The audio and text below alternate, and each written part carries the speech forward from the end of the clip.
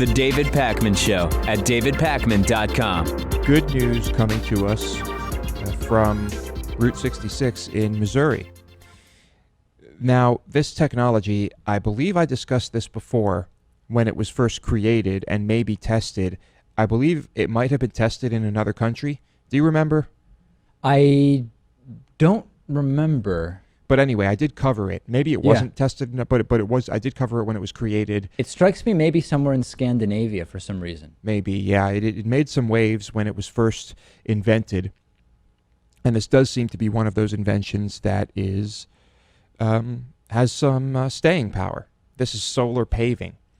It is the placement of solar panels on the roads we drive on. Right. And then there is a special type of material placed over them where your tires actually make contact. And it is a durable material. It is good in the winter. All of that stuff. And your roads produce solar power.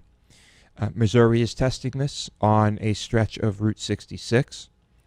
And I hope it goes well and we see more of this. This stuff is not cheap, but the idea is that if all of America's roads and parking lots were basically covered in this stuff, that it would generate a ton of electricity, which would be 3 times the amount that the whole country consumed in 2009. Right. And remember when the first video about this came out, there were counter videos which said, no, it's bogus, this will never work. But it's onto the testing phase. Yeah, seems to be working.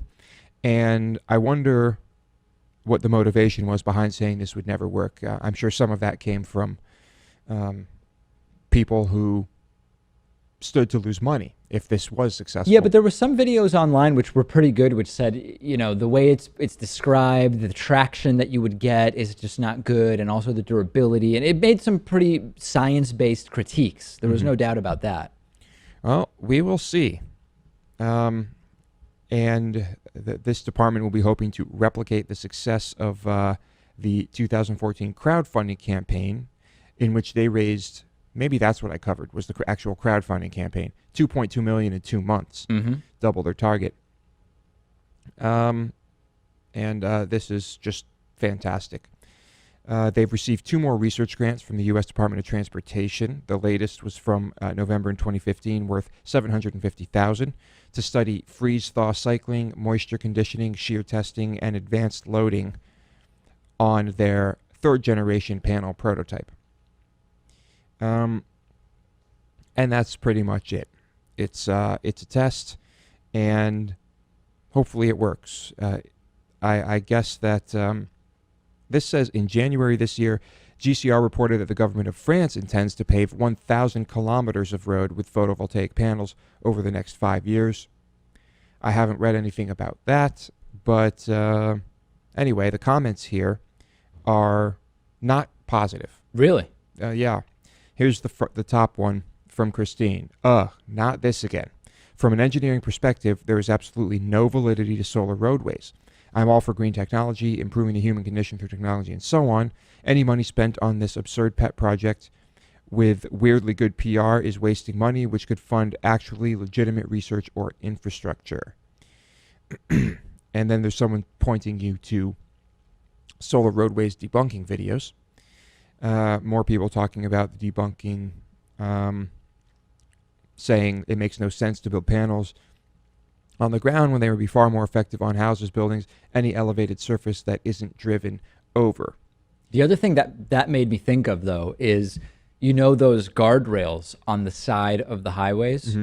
What about lining the top of that? I mean, it's not as much surface area, but if you think about the number of miles, it would probably add up. And then you're not even taking space away from anything. Yeah. Yeah. So, I mean, certainly not the same amount of surface area. By no means. But, and then people talking about snow, ice. Most people just have negative things to say about this. High cost, of course. But, yep, we'll follow it. It's fascinating. Okay, there is a new radio telescope field, if you will. South Africa's Meerkat radio telescope. Now that's MEER, capital K, capital A, capital T. What's happening here is that in South Africa there's the construction of these radio telescopes, many of them in a small area, and they are going to be used to look in places to get information that we did not have access to before the creation of these. The first image has been released, and it reveals 1,300 new galaxies in this tiny corner of the universe that it photographed, if you will, where only 70 were known before.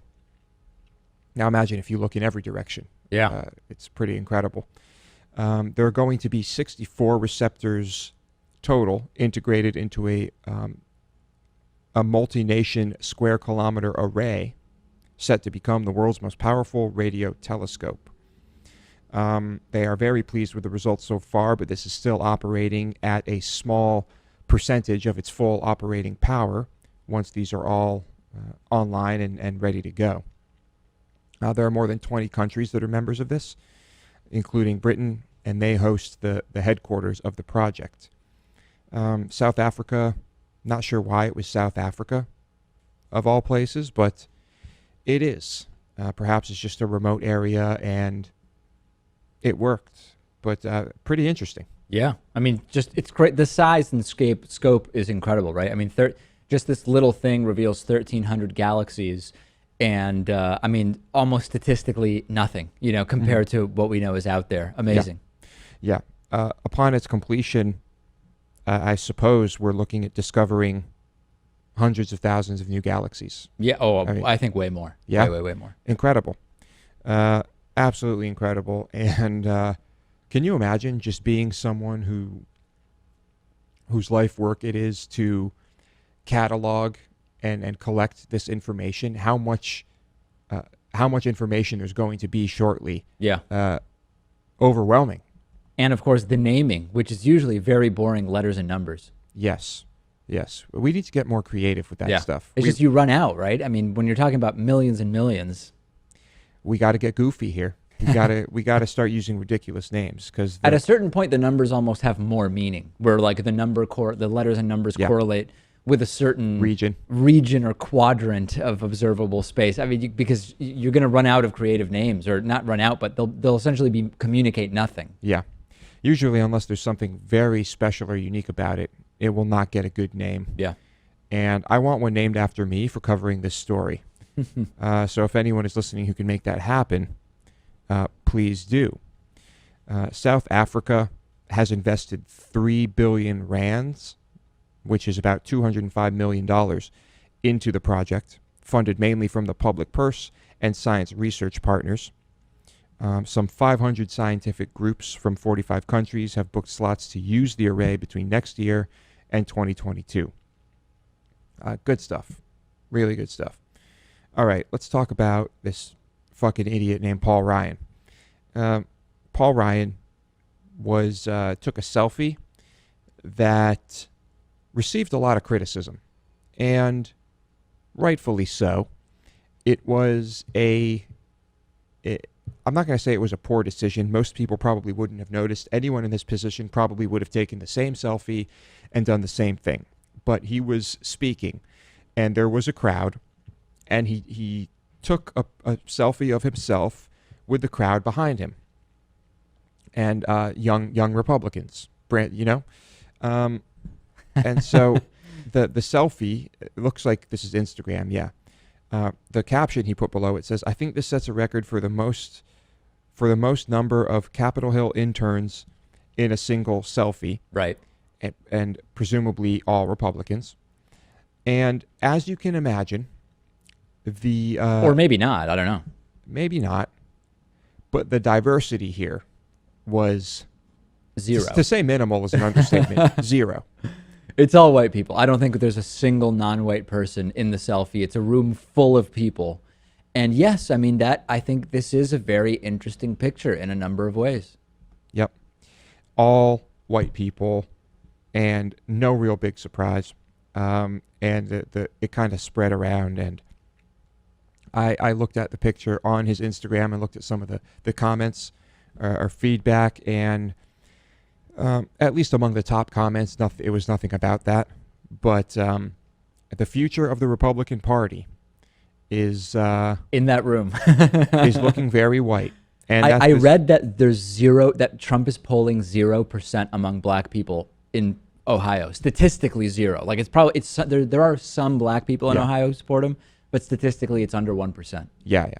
There may be 25 black people that vote for Donald Trump in the state, right? I don't know how many, but yeah, it's not enough to even be 1%.